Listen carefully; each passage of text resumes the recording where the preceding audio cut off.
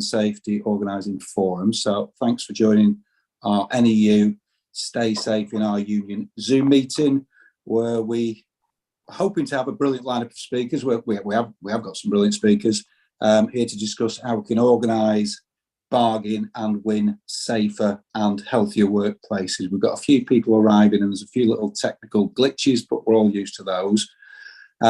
So we'll roll with it as best we can.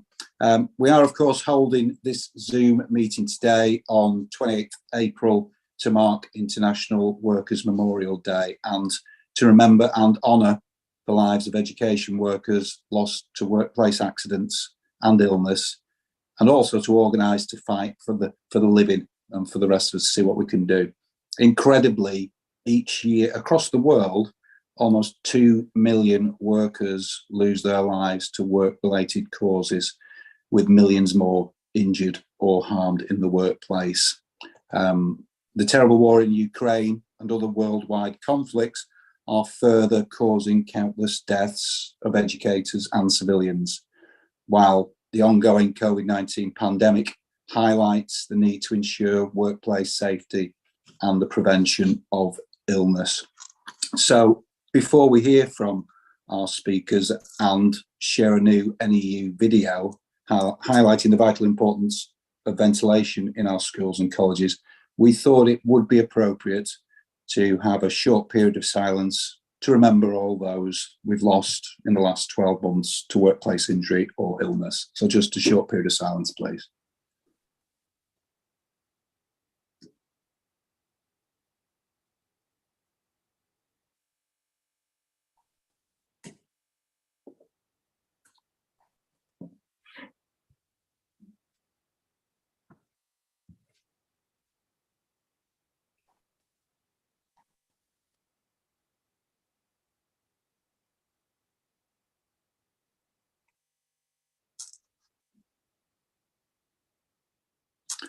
Okay, thanks very much, everybody. I'm sure we all either know someone personally or aware of somebody that we've worked with that has passed or been taken in this past 12 months, whether it's pandemic related or otherwise. So I know that might have been difficult.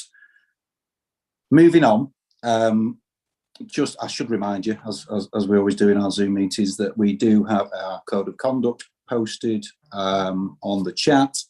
And there is a Q&A box, so there is an opportunity. We're hoping to have time for people to be able to ask questions. This has been streamed, I think, on YouTube or Facebook or something like that. So it's probably been recorded as well. So for those that haven't been able to attend live, welcome. When you're watching the recording, hopefully you'll get the chance to share this later on.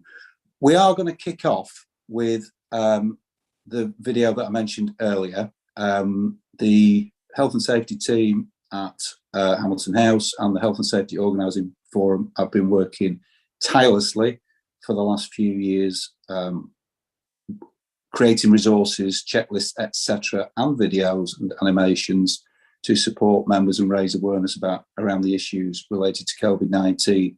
And ventilation is a huge issue. So one of our Health and Safety Organising Forum members is starring in this video. So I'm sure she'll be familiar to lots of you. So I'm not quite sure how we're doing this, but if the video is ready to play, lasts about 5 or 6 minutes, we'll roll that now.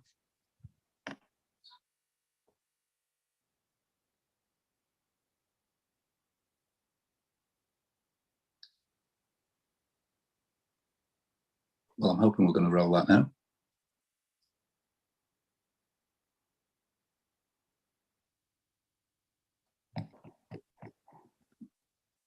Isn't IT wonderful?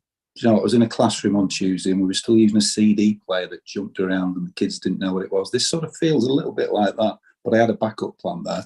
So support people, can we have the film on now, please, if that's possible?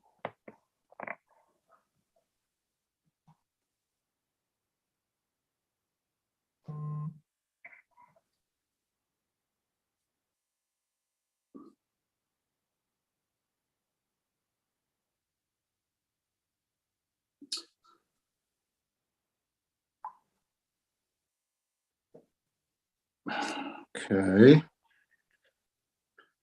So it might be, if the video isn't teed up and ready to go, which it clearly isn't, that we need to move on to one of our speakers, or whoever's doing the IT. Can you let me know, please?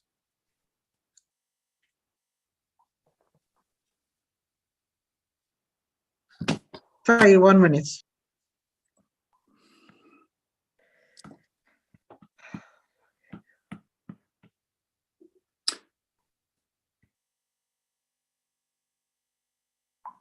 Here we go. Worth waiting for.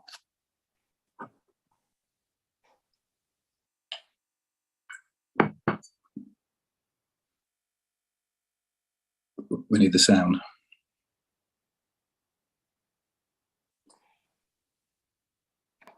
Boosting ventilation in school and college buildings will help reduce the spread of the seasonal colds and flus that regularly make staff and pupils sick and result in educational disruption. It will also help tackle indoor air pollution that can worsen asthma and trigger allergic reactions. Indoor air may be contaminated in a number of ways, including with bacteria, viruses, fungal spores, microplastic particles, dust, mold, and traces of cleaning products. And studies have shown that above certain levels, CO2 begins to impair cognitive function. We all know how it feels to be stuck in a warm, stuffy room, the headaches, the struggle to concentrate, and the sleepiness. The pandemic has led to greater understanding, which means we should focus on the other benefits that come from cleaner indoor air beyond mitigating the spread of COVID-19, and seize the moment to crack down on poor air quality in classrooms. Surely as a nation we should be investing in ventilation so that children don't have to be in classrooms where their learning and attainment is impaired by poor ventilation. This film offers tips on how to make the most effective use of the CO2 monitors that schools and colleges have received from the DFE. The DFE rollout provided just one monitor for every 2 classrooms, so please encourage your school to top these up to allow regular monitoring across all classrooms.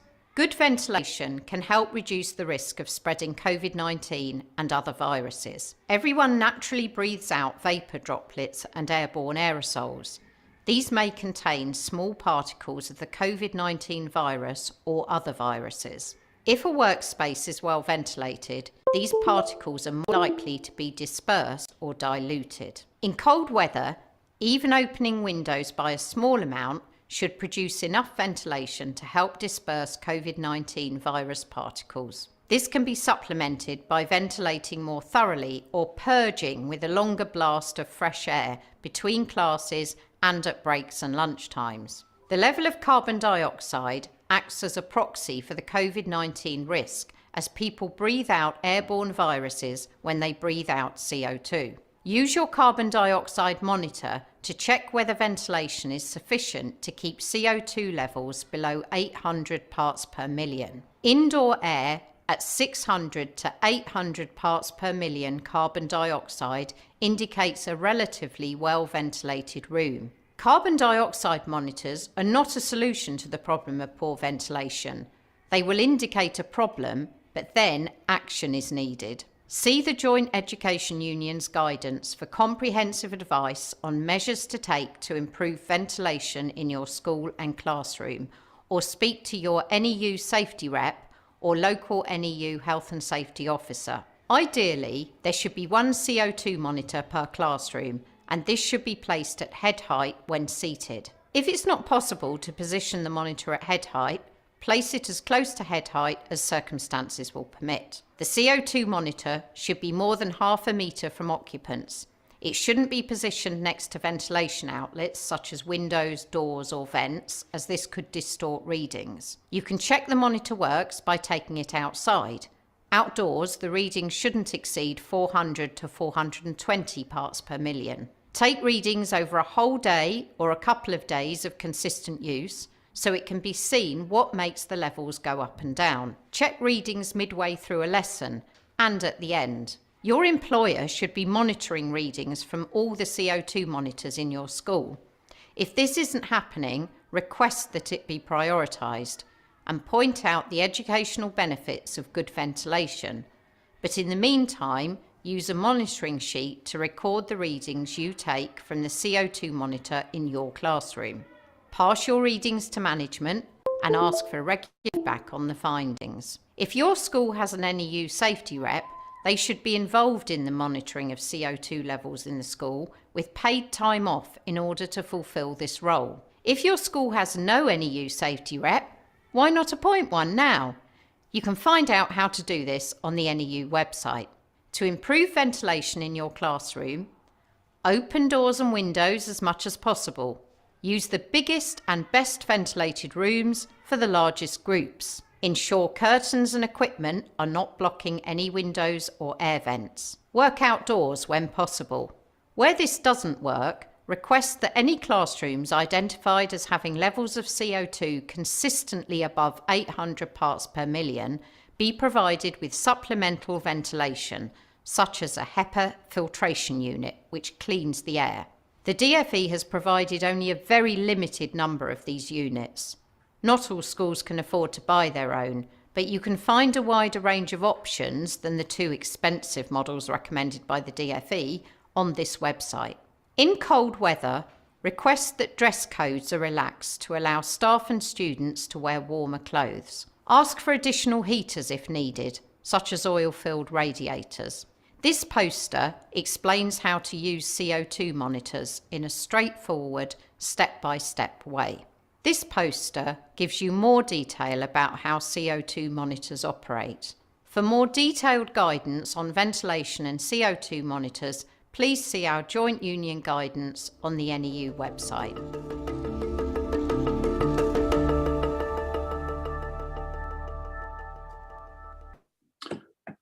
Thanks for that, and thanks Jenny, who's hopefully going to try and join us on the panel a little bit later on. It's a fantastic video, and I know it wasn't streaming very well there and the sound was out of sync and it wasn't quite working, but you'll get the idea, and that's available now via our website, and I think it's on social media as well. So if you get the opportunity to use that in your schools and colleges, that'd be great. There's other resources that you can use on social media and WhatsApp, etc.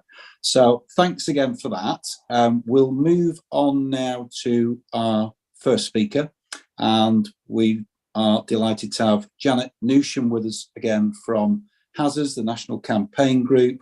I think Janet's going to talk to us about organising around health and safety. Janet, you are very welcome. Oh, thank you very much, and thank you for inviting me to speak on at your Workers' Memorial Day event. And I bring solidarity greetings from the HAZARDS campaign and Greater Manchester HAZARDS Centre. It would be remiss of me to not start to mention the heroic role of trade unions like the NEU and the safety reps that you have throughout the pandemic. And from the HAZARDS campaign, I'd like to place on record our thanks to you for keeping workers safe. And it's a heartfelt thanks, because you not only kept people safe and young people and your members safe, that but you others safe as well. And it's been in the worst of conditions and the worst of times. We should all have the right to safe and healthy work. No one should be harmed, made ill, or die because of work. But sadly, this isn't the case for thousands of workers every year. Toxic and dangerous workplaces are responsible for the deaths of more than 60,000 workers in the UK over the last 12 months. For many people, the pandemic was the first time that they thought about health and safety, about workplace risks, about risk assessments, about the standard of PPE, or how our workplaces are ventilated, and if we needed air filtration. And your video is fantastic. That's a great resource, not only for the NEU, but I think for the rest of the movement. We should be absolutely clear, as this month's HAZARDS magazine says, no one is coming to save you. We have a physical and psychological occupational crisis. There is a catalogue of negligence and cruel decisions that continue to plague the response by government, employers and our enforcement authorities during the pandemic. I hope that those responsible will be brought to justice, but they never have been in the past, and they wheedle out responsibilities with lessons learnt or hindsight. Health and safety law hasn't changed but government guidance has undermined it. There's been an abuse of available science, and we need to get back to what health and safety law says, how we can strengthen it and how we can ensure that it's enforced. As I said, no one's coming to save you, and it's been shown throughout the pandemic and before that organised trade unions prevent you from being harmed at work. And we need more trained and organised safety reps with good support. Workplace inspections enable you to communicate and discuss issues and concerns with your members and other staff. And they're a great recruitment activity. And there's a legal minimum of 4 a year in the SRSC regs, the Safety Reps and Safety Committee regulations. I think what's disappointing is that quite often in the TUC survey, reps are not carrying out the minimum of the four inspections that they're entitled to. So I'd urge you to use those 4 inspections that are available. Use them in different ways, you know, not just a general inspection, but you could do a fire inspection, you could do a COVID-19 inspection. You know, use and challenge your employer to make sure that the risks are being controlled and you identify and you share that information. Employers always had a duty to ensure good ventilation in our working environments. Most of us didn't realise how important this was. Even in education, where good ventilation aids learning, as we've heard in the video. But more than that, clean air is important, and it's no good opening windows if everyone is being exposed to air pollution, and the consequences can be just as life-threatening for some people. So campaigning on air quality is also important, as well as better ventilation. Support your union in the work to get asbestos removed from schools and all buildings. This is a blight that kills thousands of workers each year, and you'll hear about the Cape case shortly. The Safety Reps and Safety Committee regulations give safety reps the right to be consulted on all things health and safety, including who the competent person is who's carrying out the risk assessment. You should all be asking and should all know which competent person is carrying out the risk assessment. So also ensuring that your employer is identifying, assessing and controlling the risks using a control hierarchy approach. And we've talked about that throughout the pandemic. You know, does that activity need to be done? If it doesn't need to be done, then you've eliminated the risk. Can it be done in a different way in some places, remotely? And that's a substitution, and that removes the risk. Is there engineering controls, which are your better ventilation, your increased, your air filtration, those sorts of engineering controls that can be introduced? And then air admin controls. I know it's really difficult in schools to have space, but we know that the nearer you are to a person, it doesn't matter how good the ventilation is, then you are at risk of contracting the virus because it's not got time to get to be removed before it's in your face as well. So there needs to be more space in our schools and other working environments. And then finally, it's the PPE, and it's been absolutely absurd. The things that have come out of government, out of some scientists that talk about PPE not being able to control that risk. We use PPE in all sorts of different occupations, you know, to protect workers. It's an established way of protecting individuals. The reason it's last is because it's an individual protection, but if it's needed everywhere.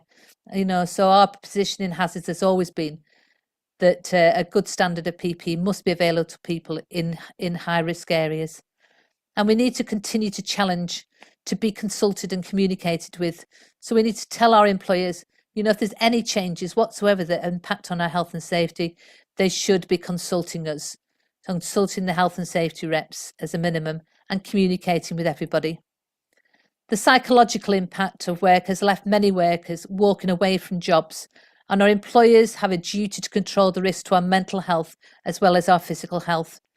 So challenge your employer to set up stress steering groups, to use management standards to identify the risk, and then put in place controls, just as any other risk is controlled. Take a preventative, collective approach so that it's not just an individual support approach. So, don't stop blaming the individual if there's workloads that are too high. But it's the workloads that need to be dealt with and not the individual's reaction to them. And long COVID, along with many disabilities, have forced many workers out of work in the past and currently are. And the need for employers to take a different course of action to adjust the work to the worker is even more important. Use the disability reasonable adjustment passports. In many unions, they've got these now, but the TUC have them on the website. It's a way of an individual being able to negotiate reasonable adjustments with their employers, and it stays with them. So if you get a change of management, change of heads and things like that, then that stays with that person, and it's reviewed regularly to support the workers. There's only about 14% of workplaces covered by occupational health services, and we need to campaign to get occupational health services back into workplaces with a preventative health programs and not just a reactive one. I've been involved in a recent initiative by Independent Sage. I don't know whether you followed them throughout the pandemic, but a group of independent scientists. And it's a safety pledge where employers are asked to make a declaration, a public pledge, that they're continuing to identify and control the risks from COVID-19. And I'd urge you to ask your employer to support it, to come out publicly and say, we are continuing to control the risks of COVID-19 in our workplaces. The pandemic isn't over. And the pandemic has shown clearly that trade unions make a difference in workplaces, fighting to ensure workers are safe and forcing employers to carry out their duties. Health and safety is an organising tool. It covers issues that workers see as important, provides access and tools to cover the whole workplace. Now more than ever, let's get organised. But this pandemic, above all else, has shown that unity is strength. And we need to organise and act collectively to achieve decent jobs with a real living wage and secure employment in a system of health and safety with a system of health and safety that takes a precautionary and preventative approach, and one that's proactive and participative. For the betterment of society, we need decent jobs, decent lives, and a health and safety system fit for all workers. And I end by remembering all those people, especially those workers who have died unnecessarily because their employers didn't control the risks. The enforcement authorities didn't ensure worker safety, and the government continues to be negligent in eliminating the virus. We remember with heartache our dead, but we will continue to fight like hell for the living. Thank you. Thanks, Janet. That's absolutely brilliant. So many powerful messages in there. And once again, thanks for all your work and also Hilda and Rory and everybody else in the Hazards team. We couldn't manage without you. And with that, equally, we couldn't manage without the support and help of our next speaker. And we're joined by Shelley Asquith, who's Lead Health and Safety Officer at the TUC. Shelley, you're very welcome. I think you're going to talk to us today about asbestos, and over to you. Thanks a lot, Ian. Yeah, since we came together on Workers' Memorial Day this time last year, official figures show that 104 people went to work and didn't come home again. Their lives were lost to fatal, avoidable injuries. But the real number is far higher, and I urge people to look at Hazards the Real Story for a better estimation. It doesn't recognise the many more who went to work and died later, perhaps weeks later from COVID exposure, or perhaps years later from exposure to toxic chemicals.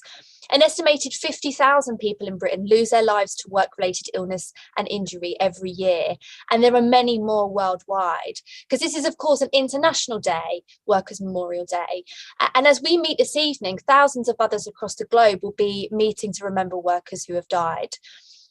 More people die at work than in wars around the world, and from the thousands who've lost their lives down a pit, on an oil rig, or in construction, to the thousands exposed to COVID in their workplace, thousands killed in transport disasters at sea or on the road or on the railways, and in tragedies like at Rana Plaza, where more than 1,000 workers died in a factory collapse only 9 years ago this week.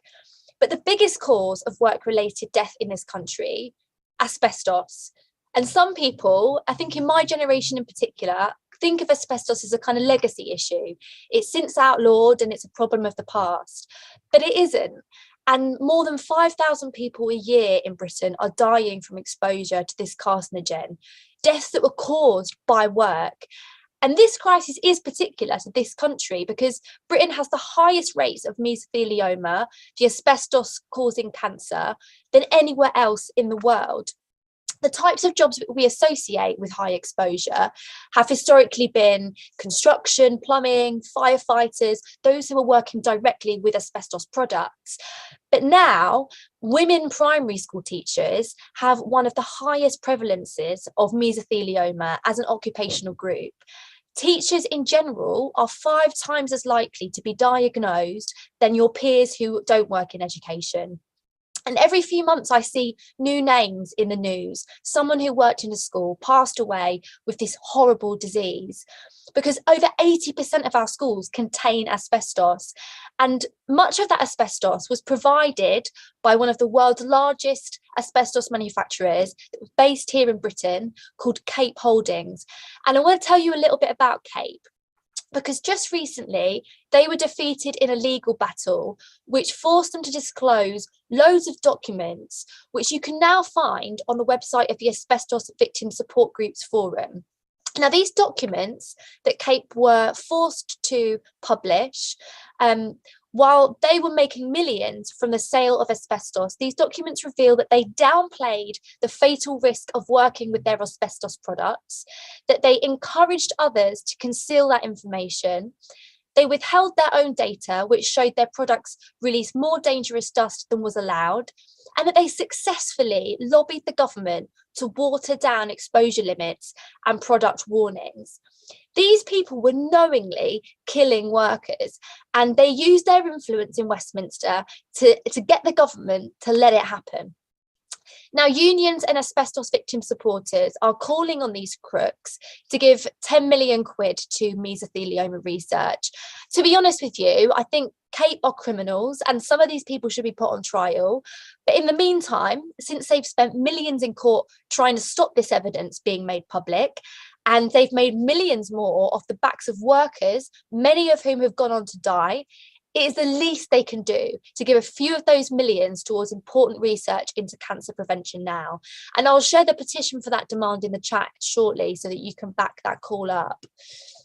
I'm glad that this week a select committee in Parliament has got behind the call of the TUC and the NEU and many of our other unions in our demand that all asbestos in all schools and indeed in all other public buildings is removed.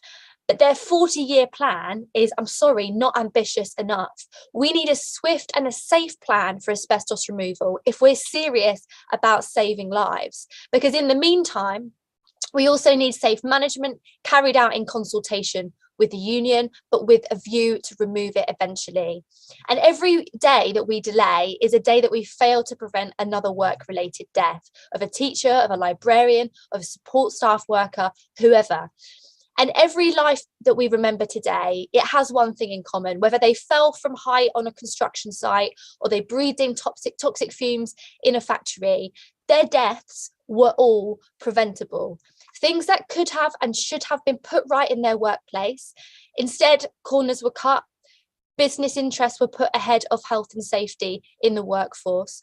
We know that workplaces with recognised unions and with safety reps in particular have fewer injuries, fewer illnesses, fewer deaths. And a massive thank you as well, and Janet said it, to all those NEU safety reps who through the pandemic and before that have kept our education workers and our kids and our communities safe. As Janet said already, it's unions that make work safe. We can't rely on anyone else but ourselves, in spite of the bosses who would sooner put business interests ahead of ours. So, as Janet said already, you know, we remember the dead and we fight for the living. We turn our anger on days like this into activism, ensuring that every worker is unionised, every workplace organised, and every life safe. Thank you, comrades. Oh, thanks very much, Shelley. That's absolutely brilliant. Turn your anger into activism. That's a great message. And Yes, some real powerful stuff there, and asbestos. Lots of big campaign on asbestos, trying to get asbestos removed from schools, alongside the Joint Union Asbestos Committee, Asbestos in Schools group. So it's great that there's a movement across the trade union network where we can collectivise and keep pushing back, because you're right, 40 years is ridiculous. I think 20 years ago, the All Parliamentary group called for 25 years. So kicking it down the road isn't going to make any difference. So yeah, let's get angry and let's make a difference on that. Thanks very much.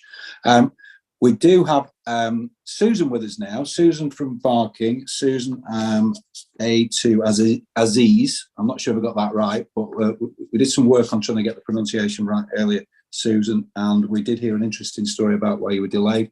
Glad you've made it here now, and perfect. It's going to dovetail perfectly, I think, with Shelley, because you're going to talk to us about asbestos as well. So over to you, Susan. You're very welcome. Thank you very much. Yes, the locksmiths just let me in. so that's great. Thank you for inviting me today. And I'm Susan A. Aziz, and I'm a teacher. I've taught in a school in Dagenham for 31 years. I'm the Assistant Secretary of my local district of the NEU, and I'm also the Secretary of Barking, Dagenham and Havering Trade Union Council. And I want to tell you a little bit about the memorial that we placed in Barking Town Square today. So our community in Barking and Dagenham has, and some of the surrounding boroughs, have suffered greatly from the legacy of asbestos. Workers and their families at the Cape factory on Hart Lane in Barking breathed in this lethal dust for decades, risking their lives. Barking and Dagenham actually is the 10th worst rates for asbestos-related diseases. And the other 9 are actually in shipbuilding areas, which is interesting. Now, women have suffered greatly in our borough, more than anywhere else. And this is partly because women worked alongside the men at the Cape factory. Not only did they work alongside the men at the Cape factory, but they also took the overalls home and washed them. So, you know, we now have whole families who are affected by the work that happened at the factory. That factory has now been flattened, it is no more, but the area in which the factory was is designated dangerous and will be dangerous for the rest of eternity. Nothing can be done on that land. That's how dangerous it is, because people continued to get ill because of that factory once it'd been knocked down. So soon other workers in Barking and Dagenham started becoming ill. Dock workers, power station workers, insulation fitters, builders, plumbers, electricians, shipbuilders and carpenters. These illnesses are devastating. They happen 30 to 40 years after you've left that workplace, and they are agony. They are really distressing. We've made a film. Ilona Sager has made a film about the distress and the reality of these diseases, and it's at the Serpentine at the moment. It's called Body Blow. Please go see it. It's been on locally this week in the borough, but please go see it, because it just shows you just the suffering that those families are going through. So today, as Sally said, the anguish and the heartbreak doesn't stop for us. It continues as telecommunication workers, education workers, nurses, doctors are exposed in commercial and public buildings, which still hold the fibres of asbestos and can harm if disturbed. There was a memorial to those who have died of asbestos in the borough. It was a small, rather insignificant memorial. A local resident and actually retired teacher, a member of the National Education Union, Peter Collier, came to the Trades Council and asked if we could do something about the state of the memorial.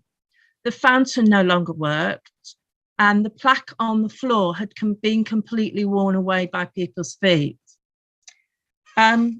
We thought that it really failed in its role to remind the living of those who had died.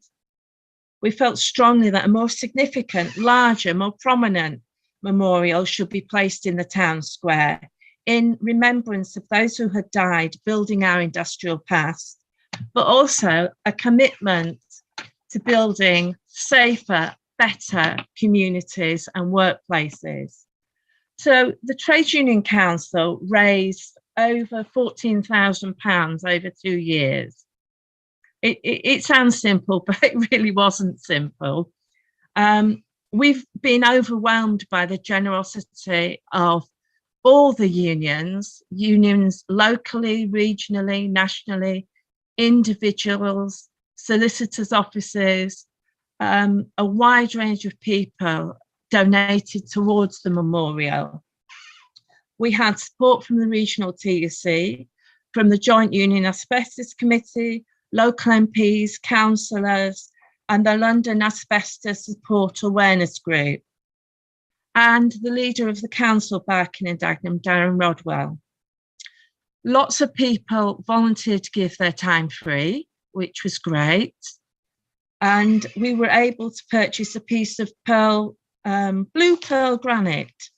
And we employed a stonemason, Daniel Griffin.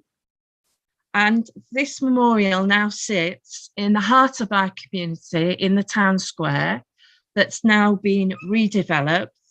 All the housing around it at the moment is in the process of having dangerous cladding removed. And the square is going to be a place where our communities can play, because we have lots of flats and the square is where they play, where they meet. There'll be a garden, but the memorial will be the focus of that town square. So alongside the memorial, we've got an interpretation board that tells people the history of Cape and the devastating effect that that factory has on our community, and the devastating effect that the jobs people do in our community have had on their lives and their families. We've opened a book of remembrance, and today I saw some really heartbreaking pieces in that book of remembrance already. It will stay at Valence Museum, which is our local museum, and people can go along and add names anytime they want. So the memorial was really a partnership with the local Labour Council and the Trades Council. We did it as a local thing, and then it became a regional thing. And now I think really it's become a national focus for people's campaign and the trade union campaign to remove all asbestos from our public buildings and schools. I was going to say a little bit about why asbestos is important in schools. Sally sort of said a bit, so I'm not going to go over that, but I just want to tell you about my little school. I work in a school in Dagenham. It was built in 1928. There's quite a bit of asbestos in it. We always knew there was quite a bit of asbestos in it. So we have a record. We know where that asbestos is, or we thought we did. Actually, we didn't know where all the asbestos was. We decided to have a bigger staff room a number of years ago, and we got contractors in to knock down a wall. They knocked down the wall, fortunately, in the summer holidays, because when they knocked down that wall, it was full of asbestos.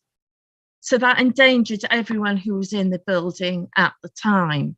We didn't know it was there, but it was. I wondered where there might be other bits of asbestos in our school, and I started looking. And I found notice boards that were made of asbestos, where teachers had stapled and stapled and stapled and disturbed. So we have to be really careful about finding that asbestos, identifying it, and calling for its complete removal. Now, 50% of the children in my borough live in dire poverty. The borough does its best for them, but we don't have a great deal of money. So the money has to come from national, it has to come from the government, it has to come from a national budget. And that complete removal of that dangerous asbestos needs to happen immediately, not in the future. And just a little bit about my partner. I didn't know this until recently. He's worked for BT. He was a telephones engineer for 43 years. He started at the age of 16 as an apprentice. And one of the things that he was taught was to chew a piece of asbestos, plug it in the wall, and then put the screw in. He did this hundreds of times. So he basically sucked on a piece of asbestos. Now, he said that his union had him put on a register. So he is likely to get some kind of ill effect from this. I'm not on a register. However, as a primary school teacher who's worked for 31 years in a school with dangerous asbestos, it's quite likely that I've been in contact with it. Schools are not ordinary buildings. We kick the hell out of our buildings. You know, we have 800 people and very small feet that don't care for rules about not kicking things, you know, and being careful. So it's very likely that the children and the staff and any adult who visited that building since 1928 may have been exposed. So, you know, there's a great deal to do, isn't there? And I think, you know, some of the demands that we'd make was really that there needs to be a more proactive inspection of our schools, nurseries and colleges. We need to remove all asbestos that's damaged immediately, not cover it up, not, you know, put it to one side. We need adequate training for education workers. I have never had any asbestos training, and that has to change. Now, my local authority have agreed with us and said, yes, that has to change. Not only will we do that with our own employees, but we will ask every employer who comes into the borough that they do that too. So we're looking into widespread training of people and awareness of asbestos in our buildings and our workplaces. And building surveyors really need better training. You know, why did they not know that wall had asbestos in it? Why were you not told the notice boards had asbestos on them? And we need money. You know, we need money to do this. We need a lot of money. It has to come from a central fund. At this rate, you know, it would take 300 years to get rid of all the asbestos in schools. It needs to be much quicker than that, because my fear is that some of the small children I teach in 30 or 40 years are going to die. I actually know this is a sad truth when I look at the statistics. There's no way around it. They may well die, and an agonizing death. Can I tell you the phrase a barking cough comes from the town where I have just been. That term barking cough is because that is what the medical officers witnessed, was that people in the town had barking coughs. The cough came from inhaling asbestos fibres. You know, so I'm really proud that we placed that memorial. It is a beautiful memorial in the town square, but we've got an awful lot of work to do, because, like everyone has said, this day is about remembering the dead, but it's also fighting like hell for the living. Thank you. Yeah, thank you so much, Susan. Really powerful messages there. And well, we're all proud to, unfortunately, I couldn't join you for the memorial this morning, but I know that Sarah Lyons and other NUU colleagues were there. Fight like hell for the living. We've got so much to fight for. 85% at least of schools still riddled with asbestos. It's highly likely that we've all been exposed at some point. So we've got to do everything we can to fight to get it removed. Thank you so much for that. We're going to move on to our final speaker now, and it's the star of our video is joining us now, my colleague and friend Jenny Cooper from the National Health and Safety Organising Forum. Jenny. Thank you for the welcome. I'm sorry that you're hearing from me again. I just want to say, first of all, solidarity with Susan and everybody embarking, and sorry I wasn't able to make it today because I was in school today, and it's absolutely great what you're doing. And it was really great to hear from Shelley and Janet, and of course Ian as well. I keep repeating the phrase from the latest Hazards magazine, the "no one is coming to save you" bit, because it just resonates so strongly with me.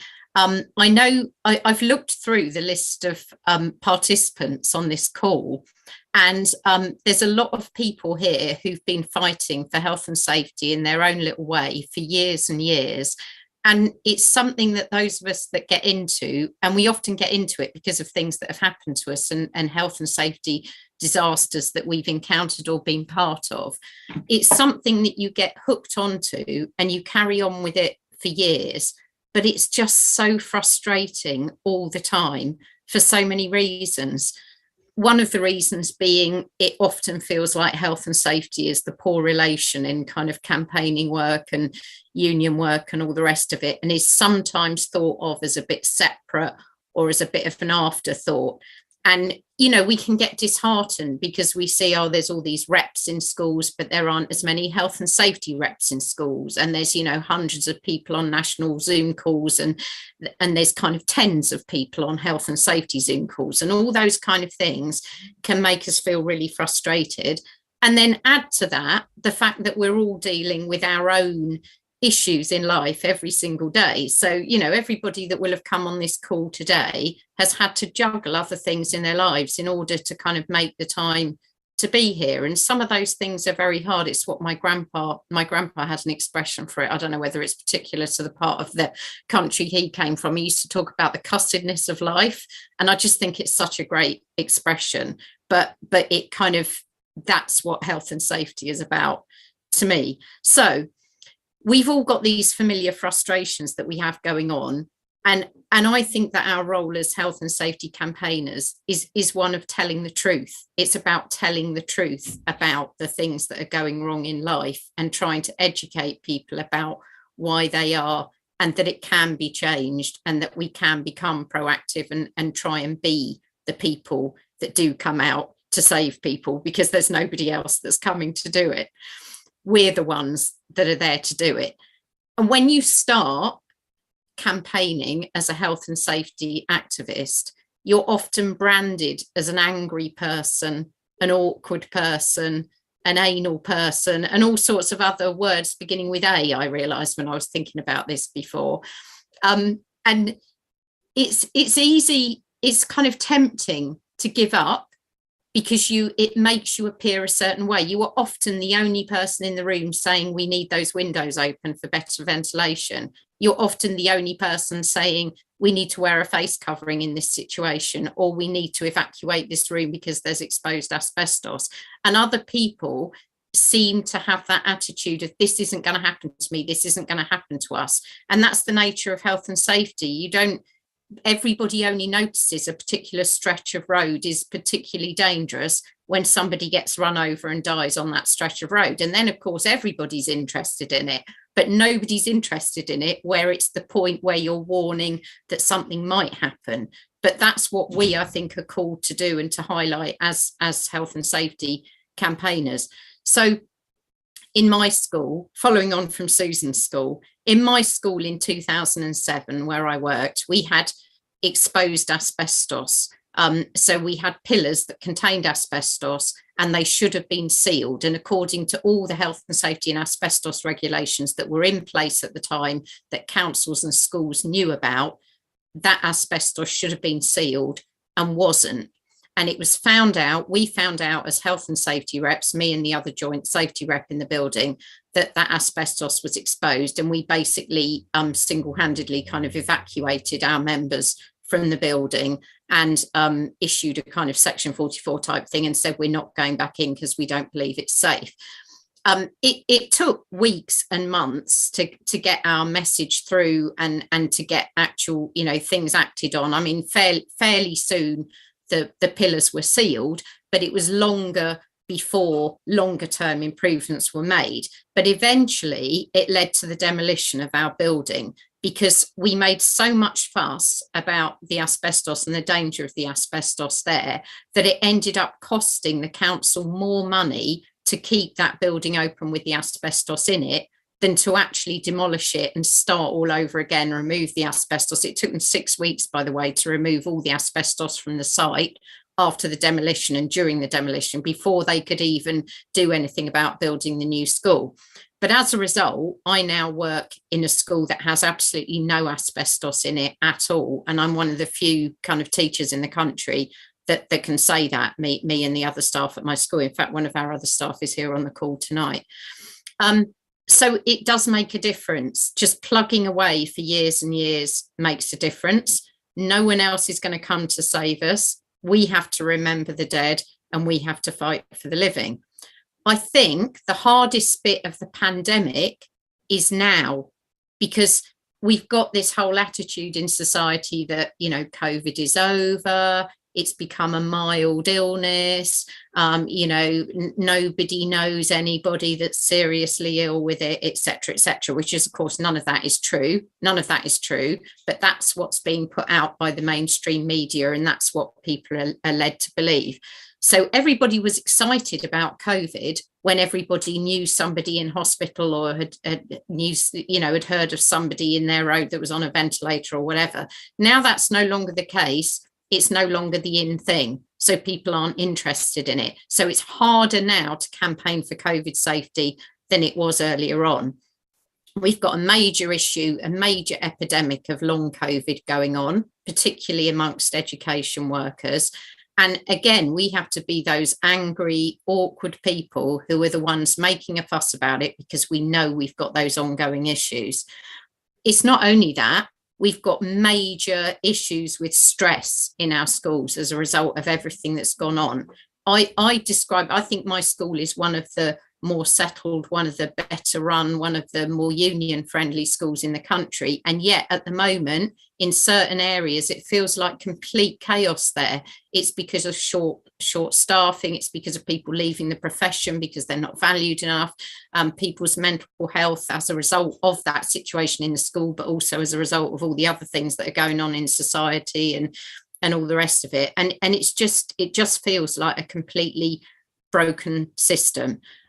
As a result, the safety rep in my school sounded off in an email the other day about a whole load of issues. It was like it had all come to a fore, and off it went in an email, and people were quite shocked by the anger in the email. I was one of the people copied in, and I said, no, I'm glad she's done it. It's about time somebody came out and said all those things, and they all need to be addressed.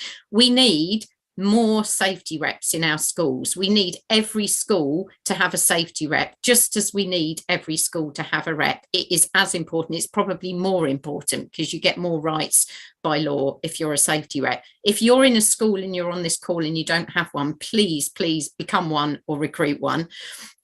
If you're somebody that's working at a kind of district level or whatever in your union, please help us in our campaign to try and recruit more safety reps in all our schools. And then when we've recruited them, we need to get them to exercise their rights as reps as well.